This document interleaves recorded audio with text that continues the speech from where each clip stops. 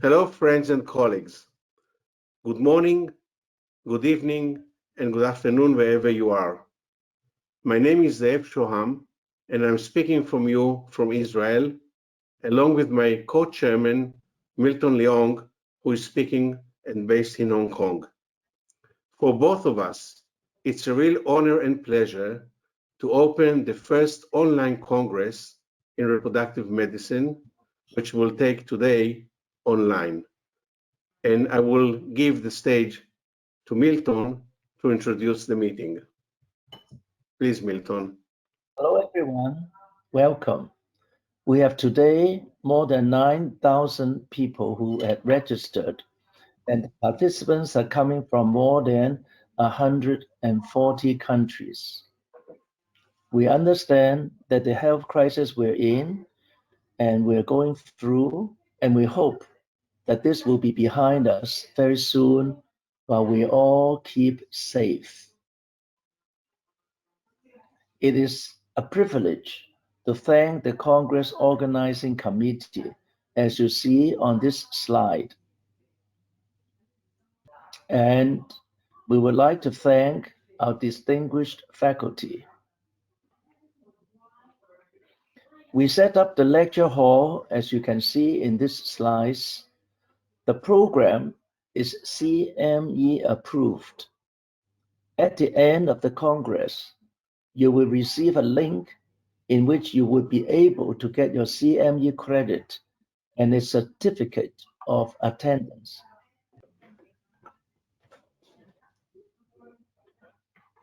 The program is composed of 4 sessions, all dealing with poor ovarian reserve and response. The presentation in general are going to be a little bit shorter in comparison with face-to-face meetings. We would like also to thank our sponsors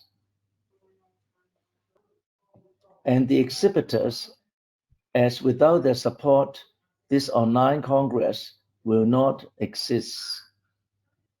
We created a special exhibition hall which was opened a week ago and will be open for the next week to enable everyone who wish to visit the different booths to do it upon his availability. There are a lot of very interesting scientific materials in the different booths.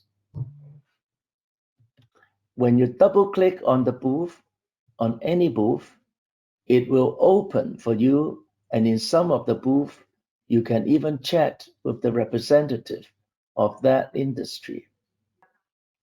There's also a special information desk in which you can send us messages, and you can win an iPad which will allow to connect with the leading journals in our field.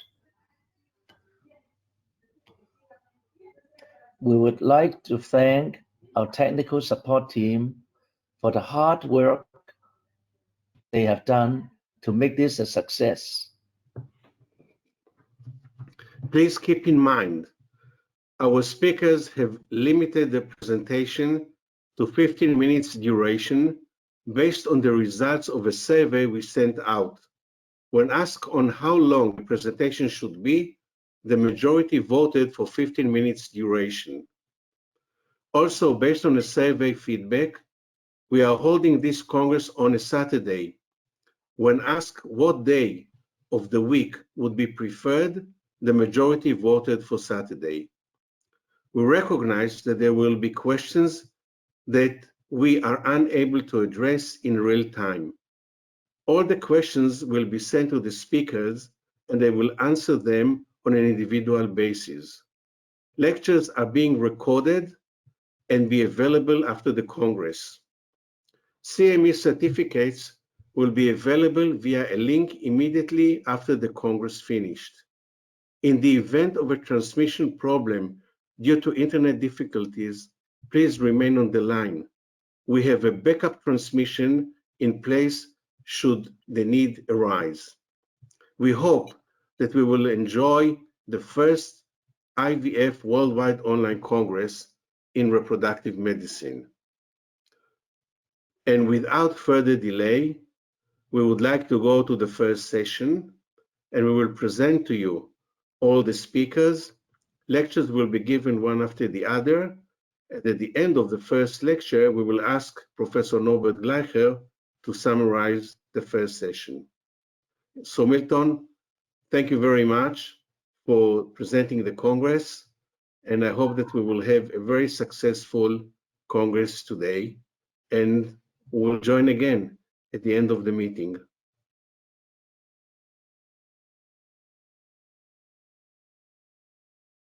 The first session is about poor ovarian response and reserve. The first lecture, Definition, Poor Ovarian Response versus Poor Ovarian Reserve, will be given by Norbert Gleicher from New York City. Norbert is the President, Medical Director, and Chief Scientist of the Center of Human Reproduction in New York City. He published hundreds of peer-reviewed scientific papers. The second lecture, Genetic Aspects of Ovarian Insufficiency, will be given by Adi Reches from Israel. Adi is a senior attending physician at the Genetic Institute, Prenatal Diagnosis Unit, IVF Unit, and PGD Laboratory at the Tel Aviv Sourasky Medical Center in Israel. The third lecture in this session is about the POSEIDON criteria and its measure of success through the eyes of the clinicians. The presentation will be given by Robert Fischer from Hamburg. Robert is the founder and medical director of the Fertility Center in Hamburg. He published extensively in the field of reproductive medicine. Following the above lectures, we will ask Norbert to summarize the session with few sentences. So, let us start. Hi, I'm Norbert Gleicher, MD, and I am the medical director and chief scientist at the Center for Human Reproduction in New York City. I was asked to talk to you today about a conceptual issue. I personally consider it a very important issue because as it currently exists, it confuses our literature. And in my short presentation this morning, I would like to clarify some of that confusion. We all agree that low ovarian reserve, and there will be other talks on this subject in this seminar. Low ovarian reserve is one of the major issues we confront in daily infertility practice. And low ovarian reserve obviously manifests itself clinically in poor ovarian response once ovaries are being stimulated.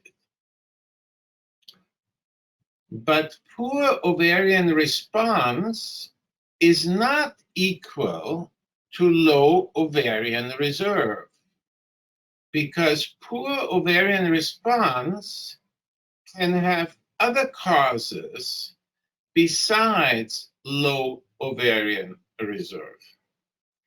And I think this is important to remember when we, within the literature, pretty automatically switch between these two terms. I think this is a mistake and somewhat confusing. Think about it. You can get poor ovarian response because the patient misunderstood instructions. Now, sometimes you will know that she misunderstood instructions, other times you will not. You can get poor ovarian response because she's not injecting correctly. You can get poor ovarian response because she's obese and therefore her absorption is poor. You can get poor ovarian response because patients use outdated medication, etc., etc. In other words, what I'm trying to say is that we need to be very careful when using the term poor ovarian response as a selection criterion for studies, because poor ovarian reserve is very different from poor ovarian response. In contrast to poor ovarian response, poor ovarian reserve can be objectively evaluated.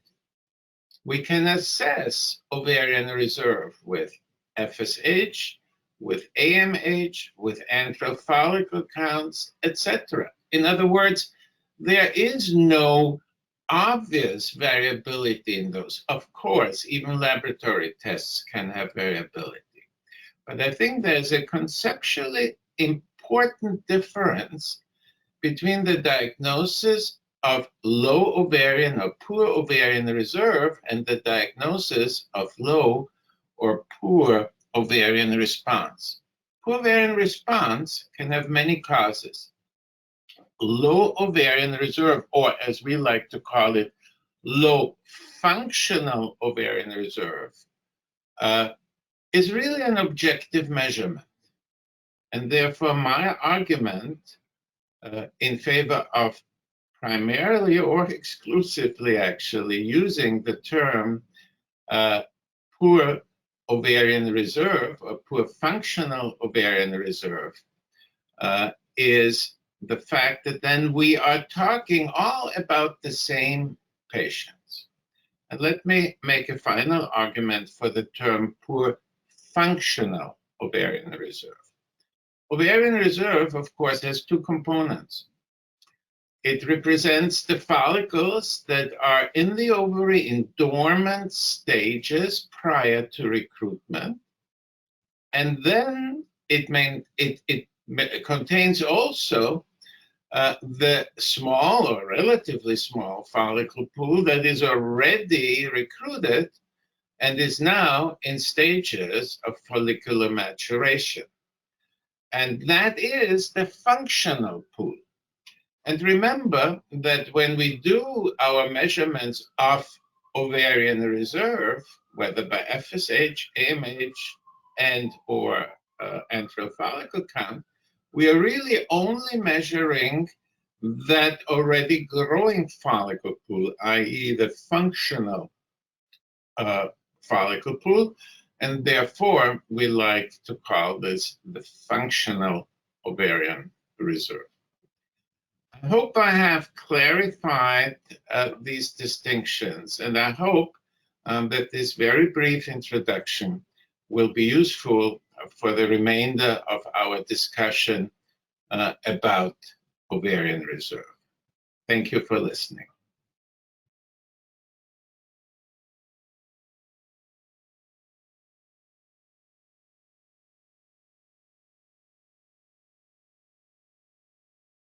So hi to you all, wherever you may be.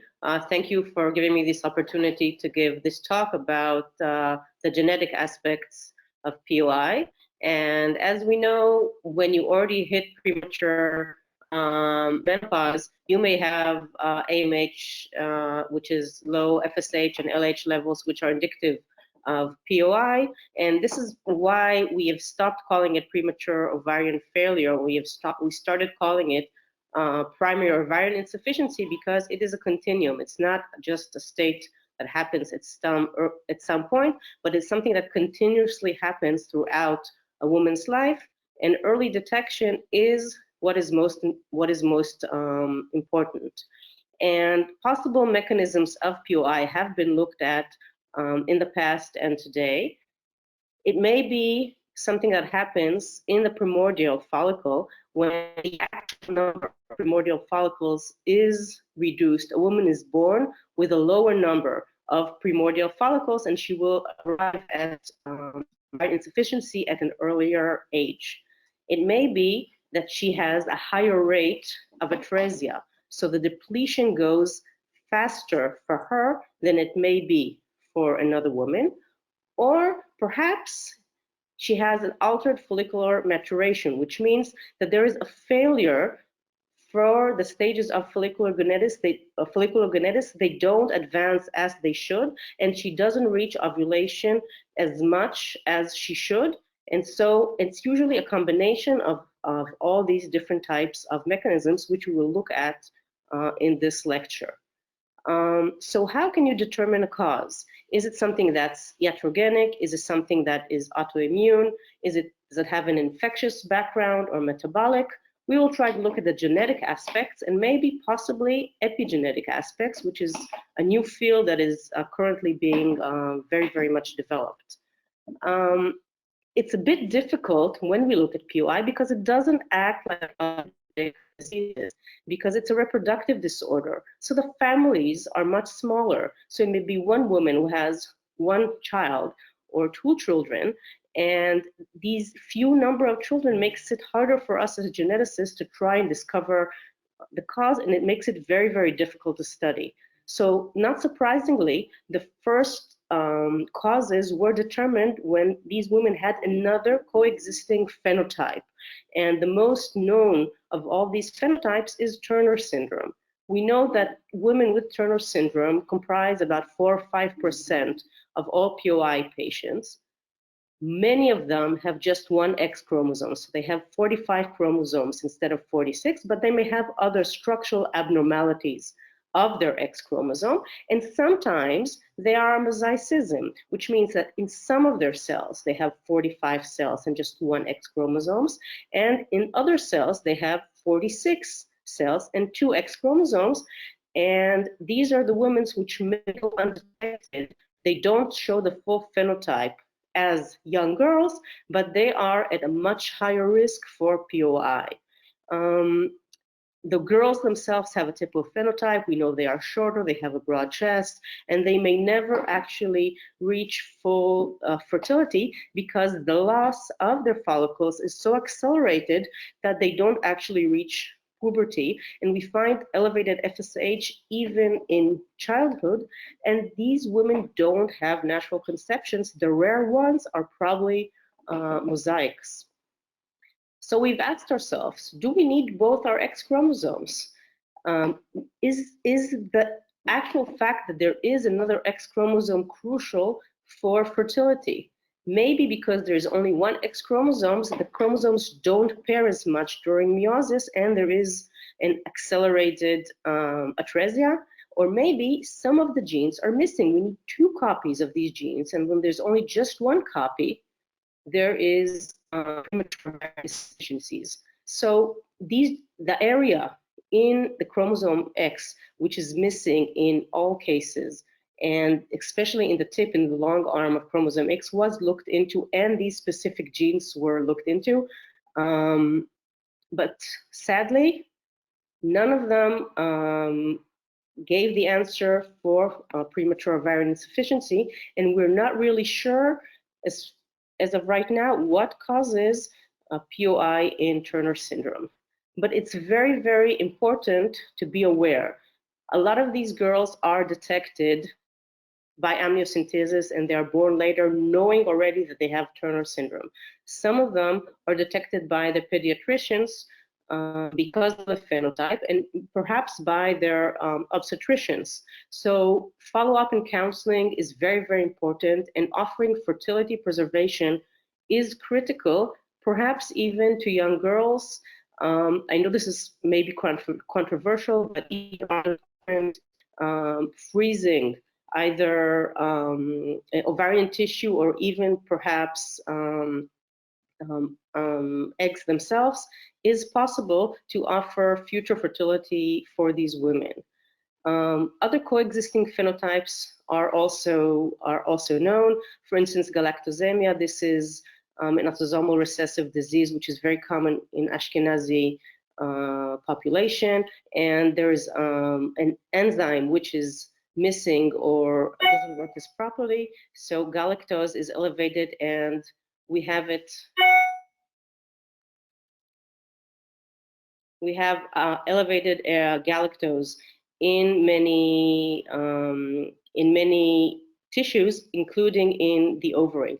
These women take a low galactose diet, but still, even on this diet, 80% of them reach ovarian failure, and probably the galactose restriction doesn't improve the reproductive outcome because the tissue has already been exposed prior to the diagnosis and the intervention. Studies done in animals exposed to galactose demonstrated that the galactose interferes with migration of the primordial germ cells, and the gonad doesn't develop as it should, and therefore their original number of primordial follicles is lower. And studies done on human tissue have shown that there is a direct damage and direct toxicity, which causes atresia and depletion of the follicles. There is indirect damage, which causes altered follicular maturation, and perhaps there is even an epigenetic factor, which means, as we've seen in other cases, that it's a mixture of all types of mechanisms. Another syndrome with premature ovarian insufficiency is Perrault Syndrome, which is sensory hearing loss, which goes with dysfunction and POI. It's an autosomal recessive condition, and it is very, very underestimated, because if your patient is a male patient, you will not know, you will diagnose him with non-syndromic deafness or hearing loss, but only after an affected sister, which has hearing loss and POI, then this disease might be suspected. And again, it is autosomal recessive, so other children in the family are at risk. Another syndromic condition is blepharophimosis ptosis with epicanthus inversus.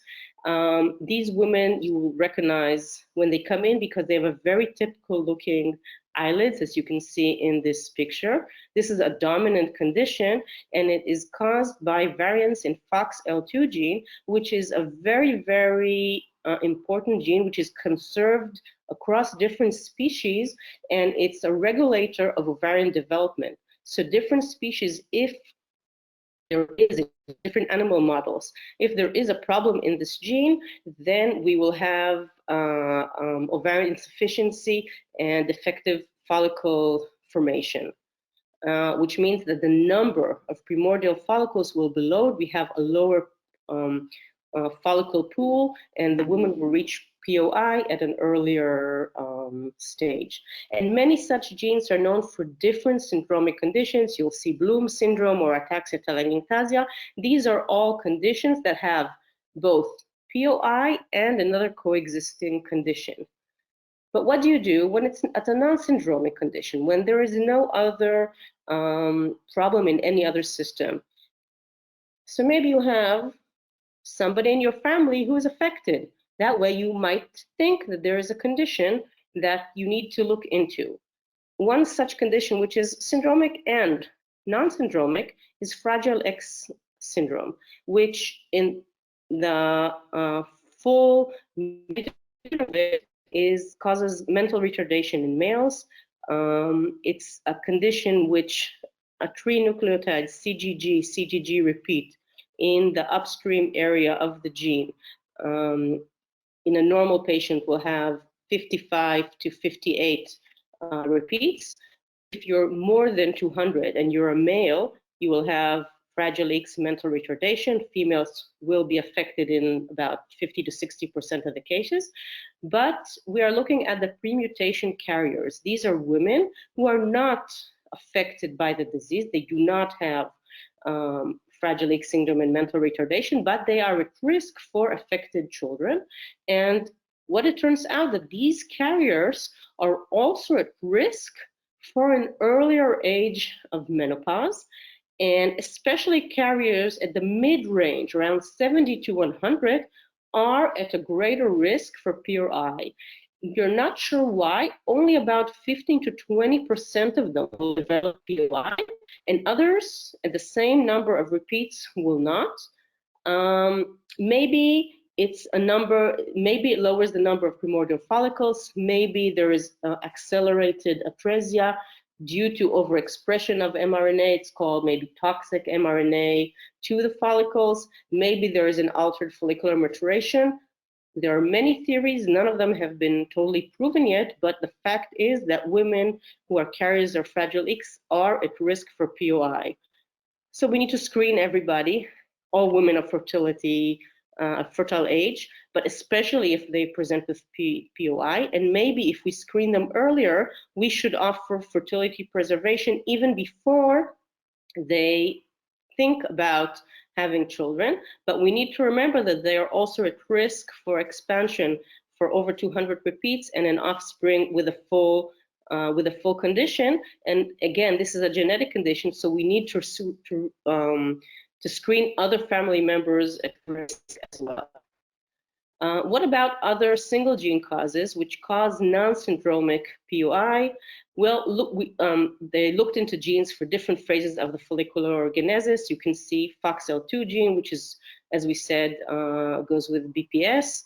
FSH and LH receptors were also natural candidates for POI, and different mutations and variants were found both on the FSH receptor and on the LH receptor, but these were very, very rare, and they were for very small families or for specific populations, and they didn't give an answer for all the other populations. Other genes were also discovered. NR5A1 is a gene which is very, very critical and regulates genes for ovarian sterogenesis, follicle growth and maturation, and variants in this gene can cause POI. BMP15, which was discovered, funnily enough, in sheep. Sheep that were homozygotic for this these gene variants had ovarian failure and knockouts in mice. These mice had reduced litter sizes, and they had a lower number of litters per lifetime. And it turned out that this gene regulates granulosa cell differentiation. And in humans, there is evidence of familiar POI, but the frequency differs between 1.5 to 15%, again, depending on the specific populations. In certain isolated populations or very specific populations, it may be higher, but it isn't relevant across the board. So we turn to genome-wide studies. These help us examine common genetic variants without any bias. We don't look for candidate genes, but we sort of throw a wide net and try to identify genes based on their statistical significance in their specific populations. And many such genes were identified in specific populations, but all contributed a very small percentage to the overall situation of POI. And there are many genetic panels existing which look into these genes. If you'll take a look, some of these are syndromic conditions that causes different effects in different aspects of the body, including POI, and some of them are non-syndromic. And it's important to remember that all of these were tested in different populations, and you need to be very, very cautious when counseling on data that's derived from Finnish population or from Chinese population or from Ashkenazi population if this is not your specific patient, and the coverage may be lower. Is whole genome, whole exome, the possible answer for POI? Perhaps, although the bioinformatics may be tricky. And interesting is the look upon epigenetics. We know that epigenetics can, and there's proof that epigenetics can change things both in the fetus and in the fetal reproductive cells. And there are very interesting researchers today that are already talking about the first generation mother who smokes during pregnancy. This will affect her daughter who is in utero, and she is at risk for metabolic conditions and being overweight. And her daughter, the granddaughter of the woman who smoked, who was only an ovum in her body, is at a much higher risk for metabolic syndrome. And again, she was just a potential reproductive cell during the smoking of the grandmother. So there is evidence of altered methylation in POI. If you look at idiopathic POI women VEST control panels, then we know, for instance, there is hypermethylation of androgen receptors, which means that if a receptor is hypermethylated, it may not work as much, and maybe there are decreased levels, and these can induce POI. We are not sure if these changes are methylated prior to the diagnosis or they are a consequence of the POI, but it's very interesting to see that there was a methylation differences, which is epigenetic, in the group of POI women versus the group of control. There are interesting research done on non-coding functional mRNA. These mRNAs are very, very highly conserved RNAs, usually 18 to 25 nucleotides. They are coded in the non-coding region in the introns, and they do post-translation modification of RNA, that if your DNA is translated into RNA, and this messenger RNA should be translated into the protein, these microRNA sequences can form a complex with a target RNA and have it degraded or block it from being translated, and so have an epigenetic control of these RNAs, and specific microRNA profiles have been found in women with POI compared to women without POI. For instance, microRNA 23A was found much in abundance in women with POI and was shown to cause apoptosis in cultured granulosa cells. So is it the cause of POI in these women, or is this a secondary change? We're not sure yet, but it's a very, very interesting direction to look into. So what causes POI? Is it a genetic condition? Is it epigenetic? Is it something that has to do with a phenotype? We're not sure. Some can be discovered, some can be known ahead of time. And can we predict menopause and the timing of menopause? In some women we can, and in some of them we can know ahead of time that they are at risk for earlier menopause, and perhaps they should be counseled to have children ahead of time or to go on to fertility preservation before starting their families. And I think it's very important to convey this to our patients before it's too late for them. Thank you very much. Thank you very much, Adi, for an excellent presentation. While you were talking, there were lots of questions coming in, which I tried to group them into 4 different subjects, and maybe you can elaborate a little bit more on each of the subjects. And let's start with this. What is the role of artificial intelligence in the diagnosis and treatment of genetic conditions?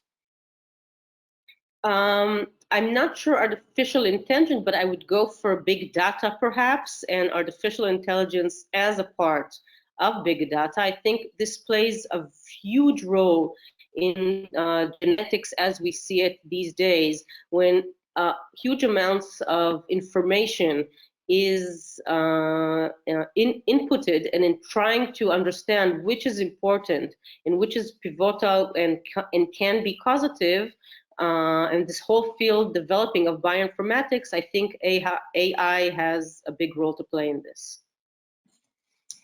What about, well, there are a lot of questions about fertility preservation, and people asking about the age, screening, and whether to cryopreserve ovarian tissue or oocytes.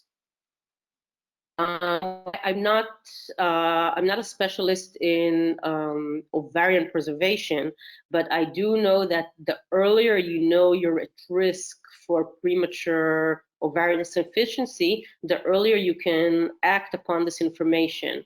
Unfortunately, genetics can't, at this point at least, pinpoint the exact timeline of when there will be a decline, but we know it will be earlier. And if you know it's earlier, then you can prepare for it, and you can choose the avenue of preservation. If it's very young girls, then perhaps it's not possible to go for ovarian stimulation, although there have been reports of girls as young as 9 or 10. But to offer the choice to the patient and the parents is critical, I think. There are a lot of great steps in science and genetics during the last year. How do you see the future? What will be the future aspects of this genetics field? I think that, well, I can't foretell the future, but I think genetics will play a huge role. And perhaps, I don't know if this is a utopia or dystopia, that people will know their genetic future, because not everything is written and determined. But if you can get an inkling and a peek into your future in a field as fertility, I think this is something that people will want to know. You may not want to know that you will have cancer at the age of 60 or 70, or perhaps you might, but knowing that you need to have children or to preserve your fertility options before 30 is something that a lot of people will want to know. And if you have this information early enough, I think that will be wonderful. Excellent. Adi, thank you very much for your presentation and Sure. taking part in this Congress. And thank My you. pleasure.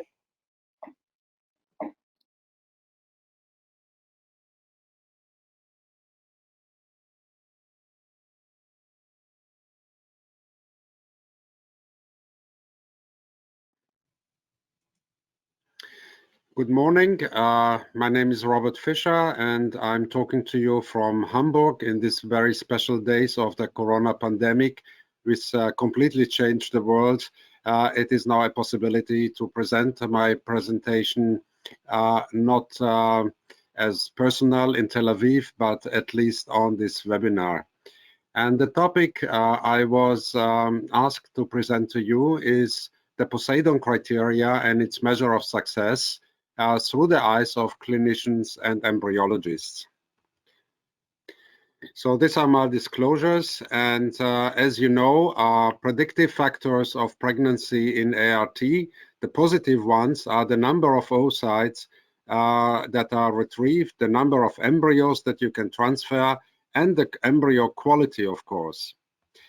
Now, this paper is quite known to show that the number of oocytes is important for live birth rate in a fresh transfer. And you can see that up to 15 oocytes, there is always an increase in the live birth rate in the fresh transfer. But after 15 oocytes in the fresh transfer, it stagnates. Nevertheless, when we look at the cumulative live birth rate, we can see that even beyond 15 oocytes, there is a permanent increase. Now, the groups that we are concerned of are the ones that have less than 10 oocytes. They are very poor responders or the suboptimal responders. And this is the point that I want to address to you today. In the past, there have been many definitions to poor responders, and if we look at just 2 publications within 10 years, we can see that there are in several RCTs many different definitions, and also some of the groups use different definitions in 2 different studies. So it was very difficult to compare results and also management of poor responder patients. The Bologna criteria initiated by ESHRE, published in 2011, was designed to select a homogeneous group of patients which are based on oocyte quantity for testing in prospective randomized trials for different strategies. And they came up with this very well-known criteria that 2 out of the following 3 features must be present in order to define somebody as a poor responder. Now, in order to define somebody as a poor responder, we also need markers for ovarian response. And a good marker should be correctly predicting oocyte quantity, so the reserve of the pool of follicles that we can have, but also try to predict the live birth rate. So what are the markers that we can use? We can use the age of the patient as a marker. We can use also markers of ovarian reserve like hormonal biomarkers, FSH, inhibin B, or AMH, or functional marker like antral follicle count. Age is not a very good marker for ovarian reserve because the overlap is quite extended, and that's why it's not a very good predictor. But age is a very good predictor for the oocyte quality. Here, for example, you can see mitochondrial function, which is massively impaired on patients over the age of 35 compared to the younger patients. When we look at the euploidity of the oocyte, and here's data of polar body genetic testing with RACGase and NGS from my center, and you see almost 5,000 fertilized oocytes have been checked, and you can see that up to the age of 35, about 50% of the oocytes are euploid. But then you can see a very rapid decrease. So at the age of 40, only about 10 to 15% of the oocytes will be euploid. And the same data shown also from an American group. This is a publication by Atta et al. You can see that independent of the number of the blastocysts that you can achieve, the rate of aneuploidity will be always the same. And in the age of over 40, like 42 years old, again, 15% only of the blastocysts will be euploid. And this correlates very nicely with the polar body results from my center. Now, a good prediction for the number of oocytes to achieve are antral follicle count and AMH. And here you can see that a very good prediction for each of them, but also for the combination of them, will give you a good prediction if the patient will be a poor ovarian reserve patient. But when we look at the prediction for ongoing pregnancy, if we use antral follicle count or AMH or a combination of them, you can see the line of the ROC curve is very straight, which means that the prediction is very poor, because AMH and antral follicle count are only quantity markers. They are not quality markers of the oocytes. Another possibility to assess the response is the ovarian sensitivity to FSH stimulation. And we can use either the FORT, which is the follicle output rate, or the new measurement called FOI, which is follicle oocyte index. And we can see if the antral follicles that we have seen at the beginning will end up with adequate mature follicles. This is a normal responder here, so more than 70% of the antral follicles ended up with mature follicles, and after that oocytes. In the FOI, we say that the normal responder is when at least 50% of the follicles will end up with mature oocyte after egg collection. But if we have a patient with the same amount of antral follicle, but ending up with a very poor amount of large follicles at the end when we trigger for ovulation, so let's say around 20% only went to mature follicles, or less than 50% ended up with oocyte according to the FOI, this will be hypo-responder patients. So we can add now to our markers also polymorphism, which are genetic markers of FSH receptor, LHCG receptor, or the variant LH, which are basically the cause why follicles will not be sensitive enough to FSH stimulation, or we need additional LH for the stimulation. Now, Bologna criteria was a good measurement to assess the number of the oocytes, but when we look a little bit more carefully, we can see that actually there are differences between the patients which end up with the same number of oocytes. So here you can see 3 women. They have one thing in common. at egg collection, they only had 3 oocytes. But one of them is young, less than 35 years old, with a low ovarian response. The other one is also young, but is a normal ovarian reserve. And the third one is a patient older than 40 years old, but with a normal ovarian reserve. But all of them ended up with 3 oocytes. Now the question is, do the prognosis of this patient, the 3 patients, will be the same, or do we have to do the same management for all the 3 of them? So when we look at this data from the Swiss registry, we can see that although all these 3 women had only 3 oocytes, the live birth rate and delivery rate was completely different, because this patient, the only common thing is the number of the oocyte, but they are very, very different from each other. And that's why we need to manage them also in a different way. So because of that, we thought that we must go in a different path now, stratifying our patient based on their prognosis and not just the number of the oocyte, and using the most relevant predictive parameters. And we decided that 2 predictive parameters should be included. The oocyte quantity, which is of course the ovarian reserve, and then genetic related ovarian resistance, and also oocyte quality, which has now something to do also with the age of the patient. And having said that, we can also find remedies to change the fate of our low prognosis patient undergoing an ART. So a group of collaborators, you can see here, gathered at a resort called POSEIDON at the island of Ischia in Italy. And that's why the name was chosen to be Poseidon. And it took us many hours to find this acronym, patient-oriented strategies encompassing individualized oocyte number.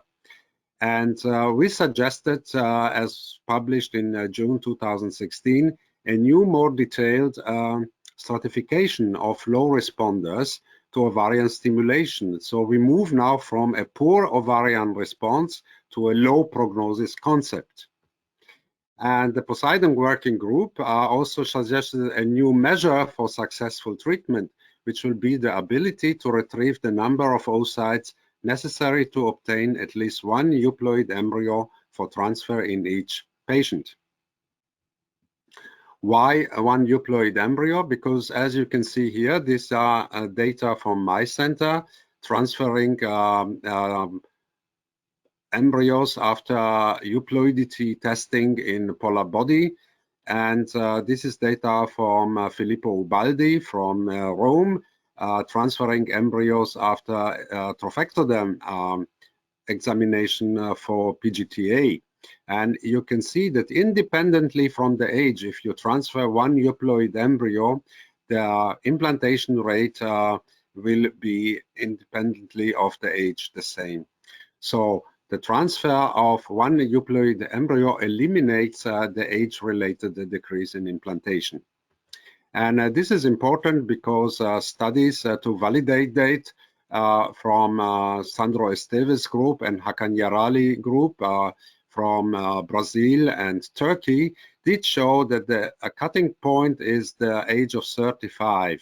And you can see here that over this age of 35, there is a severe increase in the euploidity rate, as I have showed you already before. And this shows here the decrease in probability to find a euploid embryo compared in different ages. And you can see how difficult it is from one age group to the other, how low the probability will become over the age of 35 to find a euploid embryo. Now, putting these 2 things together, we decided of 4 groups. The group that will be in group 1 and 2, these are patients with normal ovarian reserve, but unexpected poor number of oocytes. And at group 3 and 4 are patients with low ovarian reserve with low number of oocytes. The difference between group 1 and 2 and between 3 and 4 is the age. Group 2 and group 4 are patients over the age of 35. And here you can see exactly the two subgroups of patients with normal ovarian reserve having a very low or suboptimal result of the number of oocytes. These are the patients with the same result but over 35.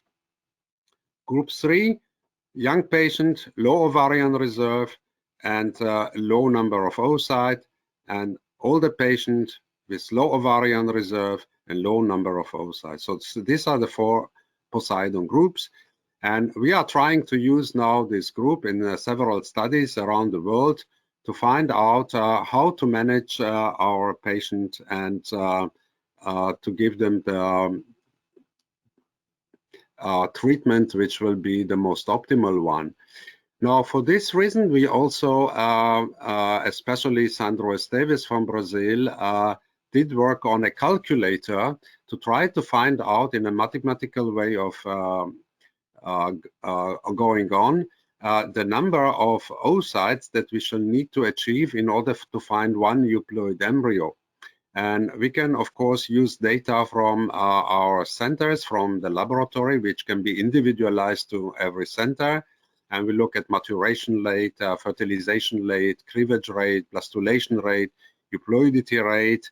But also we can adjust the source of the sperm, fragmentation of the sperm, and if it's a fresh or a frozen transfer. All this can enter into the calculator, and those who don't have enough data can also use data from the literature, and entering all that into the calculator, which is available on the POSEIDON website. One can receive to a given patient couple the number of optimal oocytes that will be needed in order to find one euploid embryo. And now we can use this information in order to estimate and discuss with the patient the expectation of the treatment, what should be the journey of the treatment, especially if they have a very low number of oocytes expected in one treatment, and what will be the financial costs of this journey. We can then also decide according to that on the management and the treatment of the patient, as individualized to the patient needs and demands according to what we have calculated and what we know about the patient concerning her age and her belonging to one of the 4 POSEIDON groups. So we can decide, for example, which type of gonadotropins we need, if we need only FSH or we need additional of recombinant LH, also what dose of FSH we need to use, and if we need to accumulate oocyte, like doing repeated dual stimulations in order to achieve the enough number that will give us the one euploid embryo. And also we can discuss with the patient how many treatment she will need to have and how we are going to manage this treatment. All this will be very informative to the patient and will add to the consultation and reduce at the end the time to pregnancy and to live birth. So with that, I would like to thank you for listening to me today. I hope that we shall meet very soon somewhere in the world, maybe very soon in Tel Aviv next year. And I hope that all of you will stay healthy and safe. Thank you very much, and goodbye from Hamburg. Thanks, Robert, for a very, very interesting lecture. I have several questions here, and I'll try to group them, and I will ask you one by one. And let's start with the first one. What is the highest dose of gonadotropin used in the program? Would you give FSH divided into 2 dosages a day? Well, the highest dose that we suggest is not higher than 300 units of FSH. There have been several studies and also RCTs and also a Cochrane database report to show that there is no benefit of giving more than 300 units. I personally don't like to divide the doses. I just give it once in the morning. Good. Would you add HCG or LH to the treatment? Well, if adding, it's preferable LH, as there is a big difference between LH and HCG. And there have been also studies to show that especially in the POSEIDON group 1, 2, and 4, giving LH is preferable because group 1 and group 2 are hypo-responders.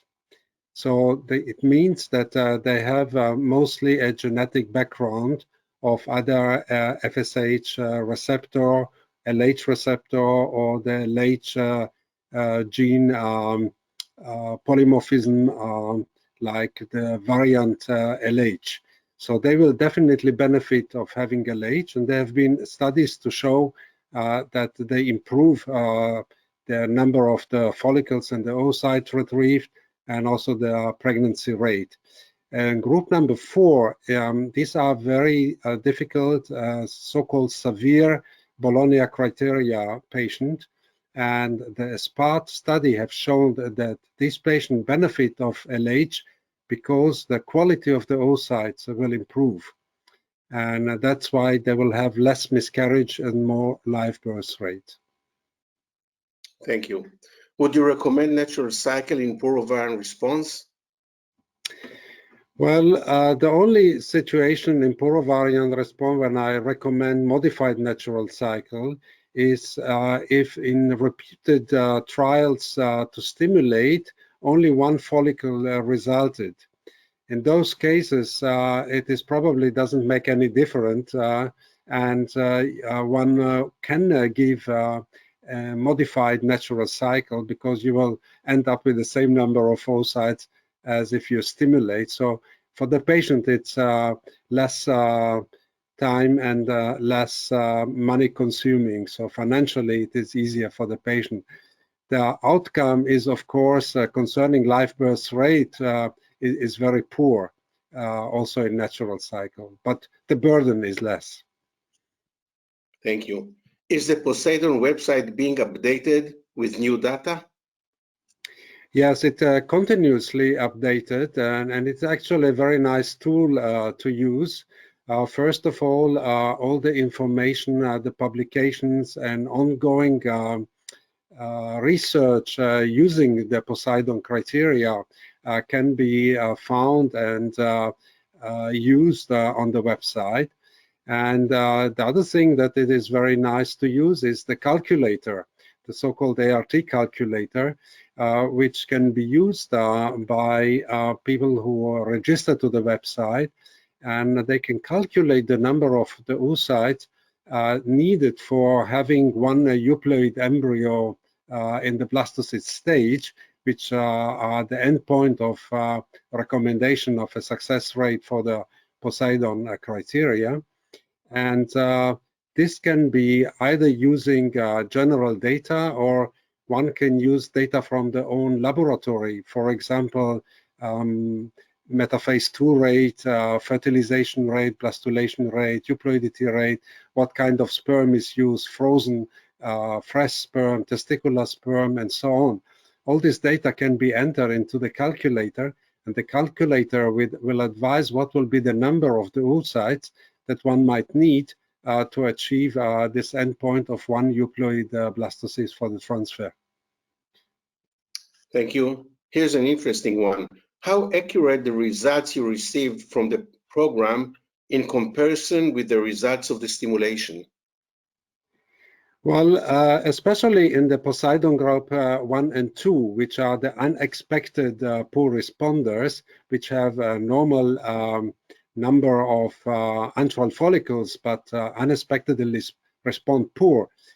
This will benefit, of course, if you find out that they are hypo-responders. So increasing the FSH dose and adding LH in this group of patients will change the outcome of the number of the oocytes at the end of the day.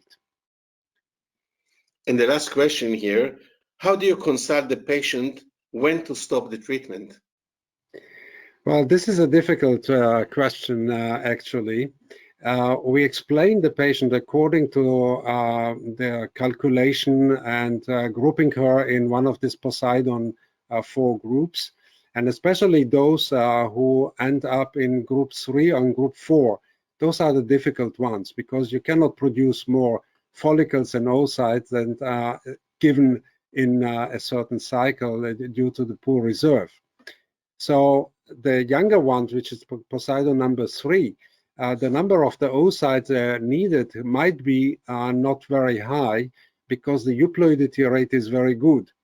So in those patients, we suggest always to continue until you reach a virtual number of oocytes that you calculated according to your ART calculator.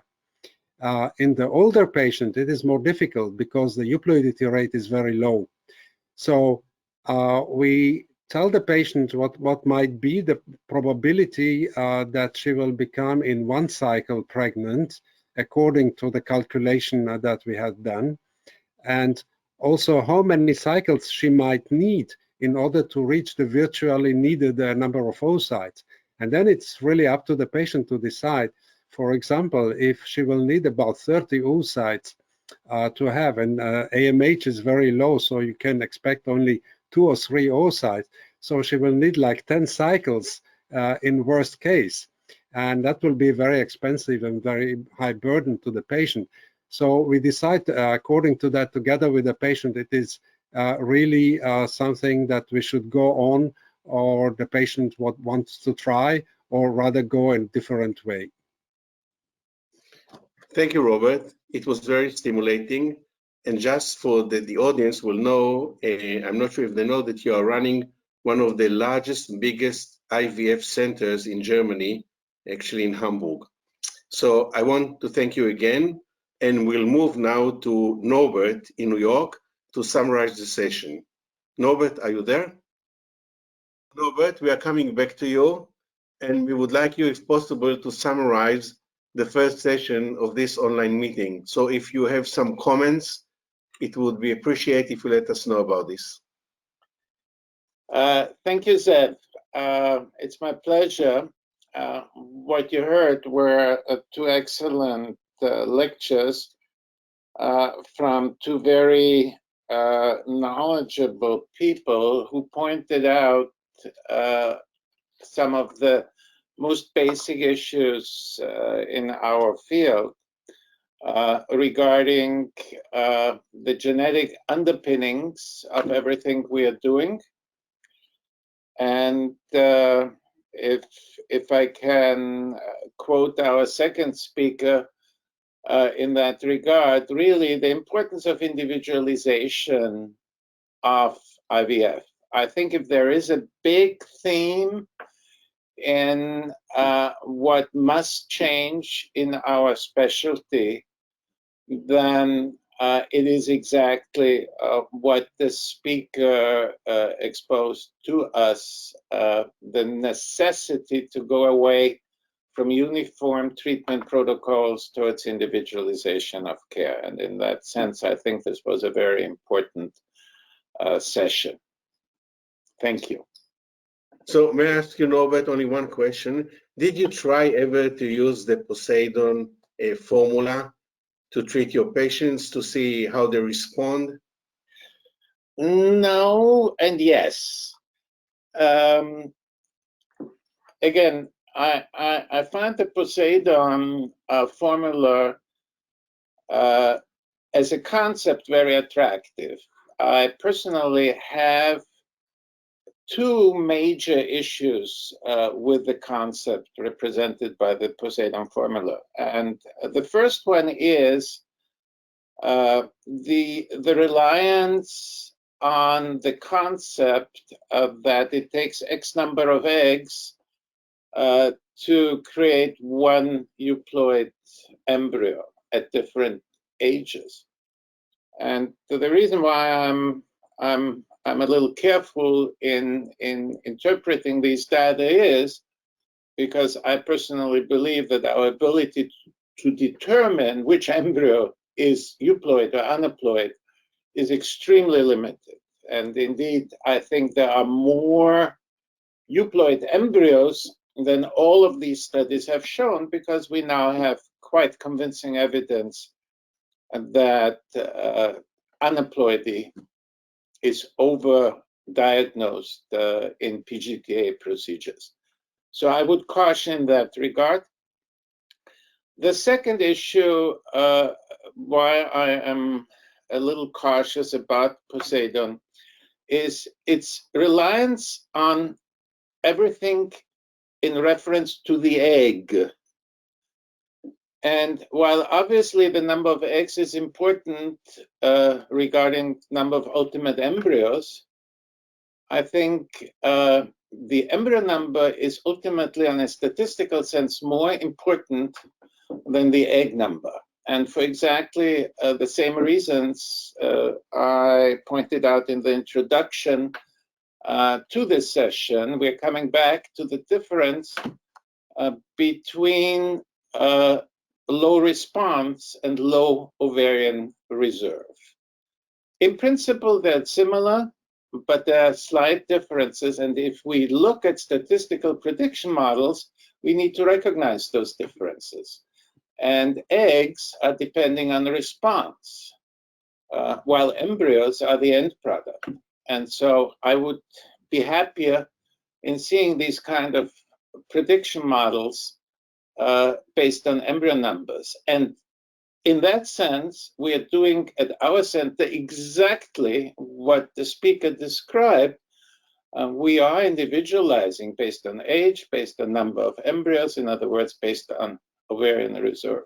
So our model in selecting treatments for patients is very similar to his, with a big difference being that we are more reliant on embryo numbers than egg numbers. Thank you, Robert. It was a very interesting session. I would like to thank the speakers, and we'll move now to the second session.